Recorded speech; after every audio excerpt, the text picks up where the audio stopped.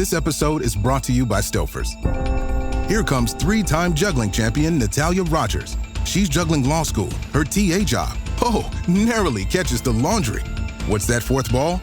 Parents unexpectedly showed up at dinner time? Is that too much for Natalia? Not with Stouffer's Chicken Alfredo and its mouth-watering mix of Asiago, Romano, and Parmesan. When you're juggling four things at once and the clock strikes dinner, think Stouffer's. This episode is brought to you by Indeed. Stop waiting around for the perfect candidate. Instead, use Indeed sponsored jobs to find the right people with the right skills fast. It's a simple way to make sure your listing is the first candidates see. According to Indeed data, sponsored jobs have 4 times more applicants than non-sponsored jobs. So go build your dream team today with Indeed. Get a $75 sponsored job credit at Indeed.com/podcast. Terms and conditions apply.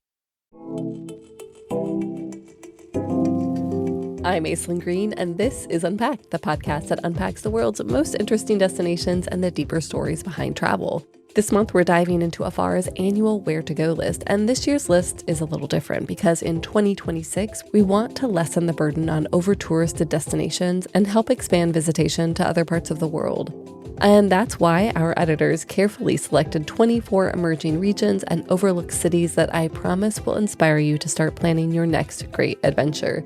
We released the full list on December 4th, and on Unpacked over the next 2 months, we're going to be exploring 15 of those destinations by talking with the writers who traveled to and shared our favorite new places. Writers like Jen Rice, who today is sharing her love of Menton, France. The French Riviera is a pretty easy sell, but we usually talk about Cannes and Nice. Menton is a Riviera town as well, but it's farther up the coast. It's actually the last town before you hit Italy.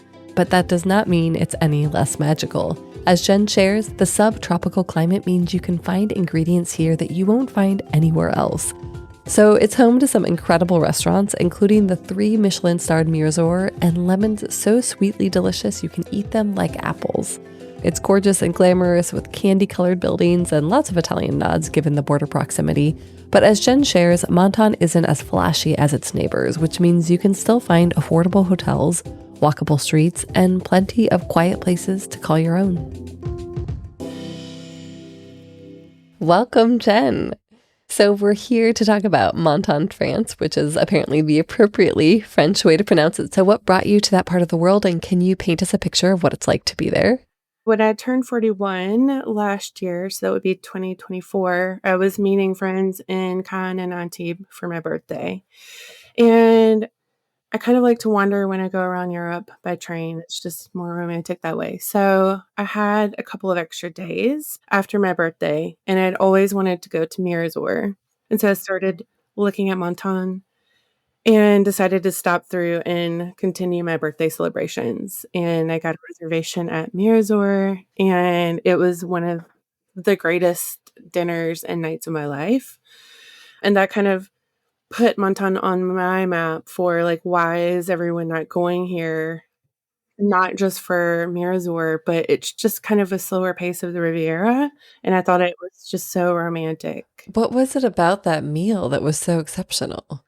The dinner starts with a tour of Mario Colagreco's one of his many gardens across from the restaurant. And it was a lemon that kind of wowed me, which sounds so basic because I talk about this story and I think my friends think I'm crazy. But going around the garden and you're seeing all these things and you can like look across to the sea.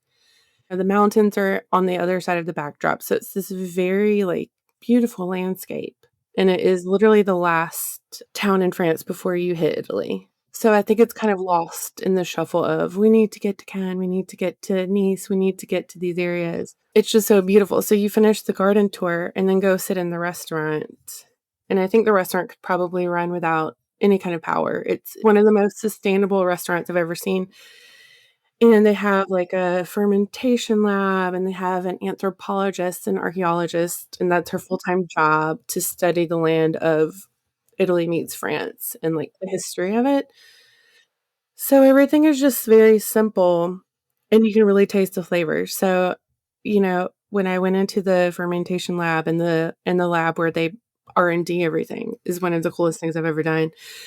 They encourage you to like bite the lemon and the rind. And I was like, no chance. And it was so sweet, and you can eat the whole lemon. It's like candy. It's like an apple. So I was eating a lemon like an apple, and I couldn't stop thinking about this lemon, and I just kept talking about it, and I was like, "This sounds so crazy." And then you eat the dishes, but they explain everything in a way of like, "This is how I want to eat." Like, this onion is just perfectly prepared and raw in a broth, and it's just a rose onion, and I think a lot of chefs around France try to get these lemons, and I've seen them on a menu in Paris, and every time I see the Menton lemons, because they're protected, they have their own IGP, so they're really special when you can find them on a menu, and I know I sound crazy when I only talk about the lemons, but that prompted my second return because I heard that Mario Colagreco has a lemon panettone for the holiday season, and it has the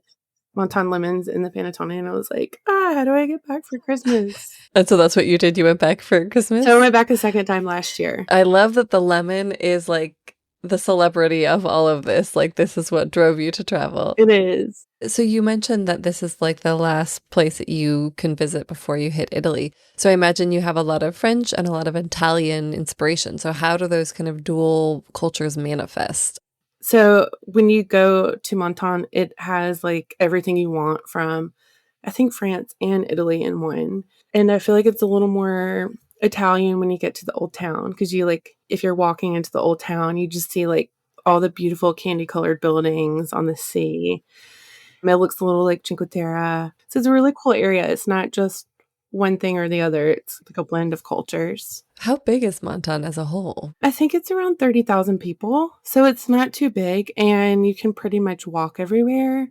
And it's not so grand in your face with like yachts and like super, super luxury hotels. So I think it's more chill in terms of a Riviera destination. And that's, I think, why it's kind of been under the radar as compared to the other places with the glitz and glam. They have like beach clubs and a beautiful promenade that's brand new for last year, but it's not like it's on the beach with your like rosé parties. Yeah. And I think that's one of the things that's so special about it. And do you stay primarily in, I'm like picturing kind of traditional hotels or B&Bs that have been around for generations? Is that the lodging vibe, would you say? Yeah, so the lodging, this is why I wanted it to be pitched for a place to go next year because there aren't tons of hotel options in the sense of its neighbors, like 5-star luxury hotels. At both of the times that I've stayed in summer and winter, Hotel Napoleon, it is right across from the sea, kind of right outside of the old town. So you can walk everywhere. And even in summer, you can still get a room for around $200 a night, which is crazy. So if you go in off season, it's even more affordable. And if you book a room high up, you get a view of the candy colored old town and the sea. So you have like these beautiful views, and the rooms have terrace patios. So it's just you wake up, have your coffee, look out. It's very quiet. You could grab your lemon. Yeah, you can grab your lemon and eat it with your coffee. And they have a newly renovated Villa Genesis, which is an older villa that they've refurbished a little. So it's beautiful. And then Hotel Gabriel, which is newly renovated for this year. And it's more boutique. So it's like more cool and hip, like Hotel Napoleon. It's very modern and it has everything you need, but it's not like over the top luxury, which I really appreciate. It's so hard to describe because I feel like it's smashed in between these like very glamorous places. And it is glamorous in its own, but it's not like here's a 5-star hotel and everyone's going to cater to you. It's kind of like come as you are and see what we have. What are like the people like there? They're very friendly. The last time I was there, I befriended a woman who worked at Hotel Napoleon, and she drove me across the border to this beautiful Italian town. Oh my God. With her partner. And it's very different from what I expect. It's very much like you can talk to everyone and it's just very chill. Like you can have new friends in an instant after going out to a restaurant and everyone's very happy because they get 300 days of sunshine as well.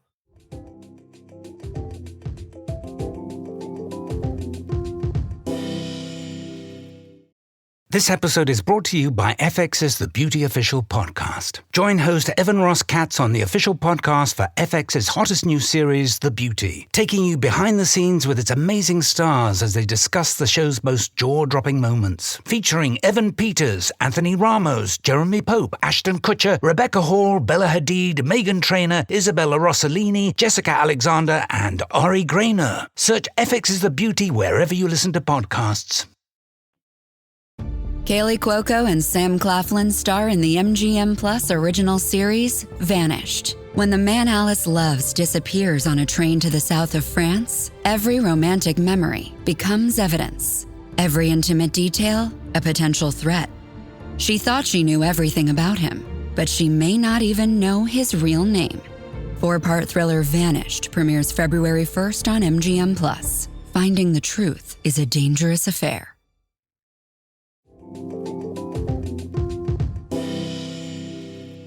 You mentioned that summer is obviously a peak time that people probably want to visit or can visit, but you went back during the holidays. So what was it like to be there is that an off season, would you say? It was off season. I believe it was in November that I went. Everything is still open and the hotels are exceptionally more affordable.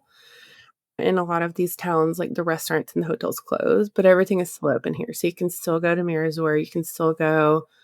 I mean, I went for a swim in November and with some other locals, and it was warm for that time of year when I went. Like, it was sunny, and I loved each visit equally the same. Like, sure, it's busier in summer and it's warmer, but winter was magical too. Wow. How was the lemon panettone? It was amazing. I took a whole panettone after I ate a couple of slices at Mitron Bakery with me on the train to my friend's house in Tuscany for a party. Guarding it with your life on the train. Yeah, so I got on the train with like cheese, cider, because I was in Normandy previously, and like 2 panettone stacked. And my friends were like, "We're going to come pick you up closer because you've got a lot of things." Well, when you're a food and travel writer, what else are you expected to do? Yeah. Speaking of food, can we come back to your chef who has his fingers in many pies? How has he impacted the local culinary scene? So they're coming up on their 20-year anniversary next year. So I guess they're 19 this year. And through time, he has opened this amazing bakery, Mitron, which is where the lemon... I mean, there's lemon cake. There's lots of lemon things there. And in summer, you can get a sandwich and walk to the beach from Mitron Bakery. And it's right in the old town. It's super cute. And he kind of uses these like artisanal ancient grains. So it's the same practice for Mirazor. So he's kind of taken that same approach to like quality ingredients. And since it's a year-round destination, like you'll see locals at these places too. And then he opened a pizzeria, Picora Negra, which also goes back to the philosophy of like good ingredients for the pizza dough. And I have heard that there is a lemon pizza. And then he also has an Argentinian steakhouse. Wow, he is a busy guy. Down the street from Newswear. Yeah, so it kind of is, when you think about chefs opening many concepts, you're like, okay, it doesn't make sense. But in Montana, it makes sense because it just evolves the community in the area. So if you're going, there's a lot of great food that you can eat. Yeah, and he sounds like he's kind of like the local food celebrity in that way. Yeah, and he's probably one of the nicest chefs I've ever met. Just hearing him talk about ingredients is next level for me. Like, people are obsessed with celebrities. I'm obsessed with gardens and chefs. Well, and it's so interesting that there is so much produce that's so unique to the area. I'm assuming that has a lot to do with the climate, like the 300 days of sunshine. But is there a larger story around the produce or the citrus beyond the lemons? Basically, what I've learned is that it's in an unusual position for the Riviera. So you've got the mountains and you got the sea, and it's like up in elevation, and it's like this tropical, beautiful landscape that doesn't exist anywhere else on the Riviera or in Europe. And then the sunshine. So when you add those together, they're able to grow. And I think people have tried to grow these things in other climates. And that was the fascinating thing about talking to the archaeologist, is that like they just can't replicate these things. Like you can try, and that's why they gave some of them their own IGP so they can protect them. Because I think people have tried to regrow these things and they're just not quite there. So it's one of those places where you literally just have to go there to get a taste of these things, or hope that one of your chefs in Paris has a connection to these products when they're available. Okay, wonderful. Well, I'd love to close with what advice you would give people who would like to take a trip here, because I'm also going to be one of those people. But what should people know? How do you get there? Any advice for packing, things like that? So you can easily get there. You can fly into Nice. It's about 30 minutes by train. And so the train ride along the Riviera is one of my favorites in the world, because when you get to the coastline, you're just like, wow, it's so beautiful.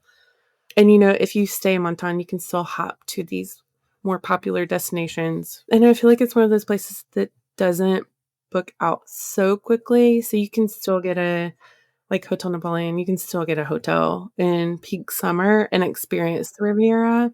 And then, I think it's one of those places where you don't have to show off your flashy designer wear. You can just come as you are. And, Okay. It's amazing. All right. Well, we'll keep an eye on your lemon musings. But Jen, thank you so much for being here today and sharing your love of Menton with us. Thank you so much. Thank you so much for joining this special Where to Go episode. In the show notes, we've included links to all the places Jen recommended, as well as to her website and social handles. And if this is your first time listening to one of our Where to Go episodes, in the show notes, you'll also find links to our past and future episodes, which we will continue to roll out in the new year. Happy travels!